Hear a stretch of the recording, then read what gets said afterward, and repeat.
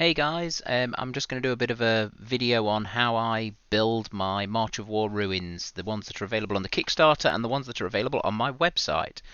So here you can see I've got a small two-story building laid out on the table. Um, I'm putting it together using a gel superglue, a high viscosity superglue. I prefer it to the runny one. It just seems to go together much nicer. I'm running it into the joints up the one side. However, you can also just run it out on the edges, as you'll see in a minute. I run it up the side of a piece. It's basically just whichever way round works best for the piece you're doing at the time. You can see I'm lining the bottoms up, making sure they're smooth and flush. Just touching them with my thumb, making sure not trying not to get too much super glue on me. And here you can see I'm just running a bead up the outside edge of the ruin rather than in the crease of the column. Just either, like I say, either or. They both work well. Depends which one you can get to easier. I just give them a little wiggle about to distribute the super glue evenly. When I'm building these ones, I lay the column, like small sections of it out on the table. As you can see, I've got full column, a damaged column, two different pieces of wall, and a short column. And so when they're laid out like that, they're flat. So it just helps keep that aperture, that front face, in a nice straight line. And then I'm gluing together a couple of pieces from the opposite wall that's going to be 90 degrees to this wall. So you need to not glue together, obviously, your corner, because it'd stick up in the air and it wouldn't work right.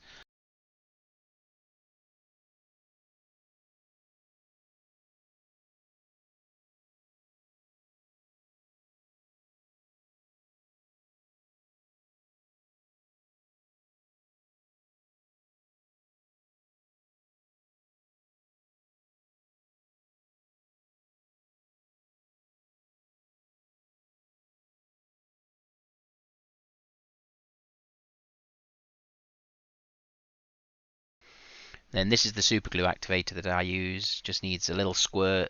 You don't need to use it. If you want to just wait, you can wait, but little squirt like that. I put it down and then I just give it a little blow. You can just see it evaporating off, and literally as soon as it's evaporated off, it's dry. You can move it now. That's it. They're solid. At this point, I'm going to make the angle. So I'm going to put glue on the one end and insert that at 90 degrees into that corner.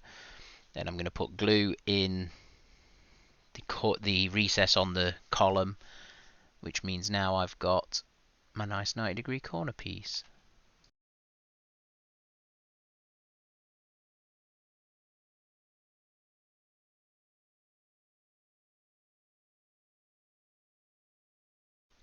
So to try and get them nice and square, there's a couple of things you can do. Like once you've got the corner of the ruin like that, while the glue's still wet, you could use a corner of a box and just push it into the corners, and you can see like you don't want it quite to touch the corner, but it touches the fronts of the post. That gets them square.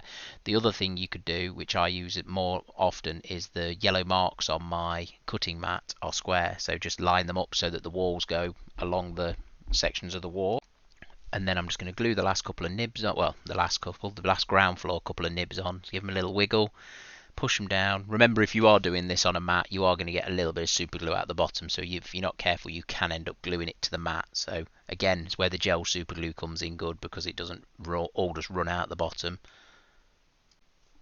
Because this is my first time testing this setup, I'm just about to glue the top column on and then realise that, well, when I watched it back, realised that I'm out of shot. So that's literally just gone onto the top of the post, and then the last two pieces of damaged wall just to make a nice little corner ruin. We put one there, which you can't see. It's only a quick bit. I'll bring it down into shot in a minute. I think I need to be a bit more zoomed out. And then just fit this last piece up on here like that, get it lined up, make sure they're nice and flush.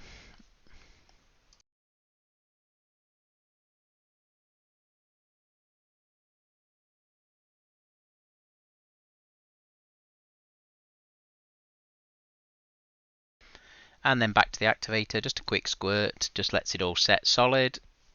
Give it a blow, or don't, just leave it and let it dry naturally if you're not in a hurry. And then there we go, that's one ruin put together, completely cleared all the way through. got him built up to the top floor, ready for paint.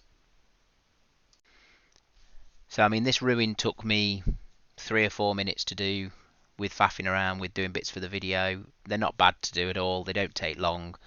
Um, Obviously, if you're doing huge structures, they take ages, but that's just down to taking your time again, putting them together piece by piece. They all go together the same way into that slot.